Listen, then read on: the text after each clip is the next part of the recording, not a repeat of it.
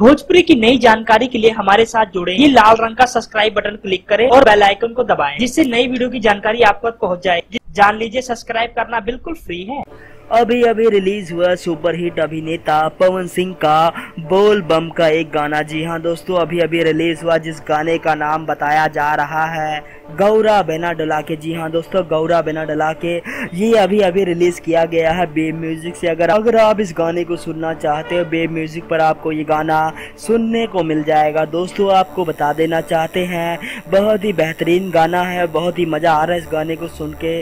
दोस्तों अभी लगभग 10 मिनट पहले इस गाने को रिलीज किया गया है। और दोस्तों ये वही एल्बम का गाना है जिस एल्बम का आप लोगों ने नाम सुना था, जोगिया गंगाधरी एल्बम का ये गाना है। तो आपको बता देना चाहते, बहुत ही जबरदस्त गाना है और इस गाने को सुनने के लिए भोजपुरी ऑडियंस बहुत ज्यादा एक्साइटेड थी। तो दोस्त लगभग 10 ही मिनट में हजारों लोगों ने इस गाने को देख लिया है। दोस्तों जानकारी के लिए बता दें, इस गाने को म्यूजिक दिया है छोटे बाबा जी ने और इस गाने को लिखा है मनोज मतलबी जी ने, जो कि काफी अच्छे भोजपुरी के गायक माने जाते हैं। धन्यवाद।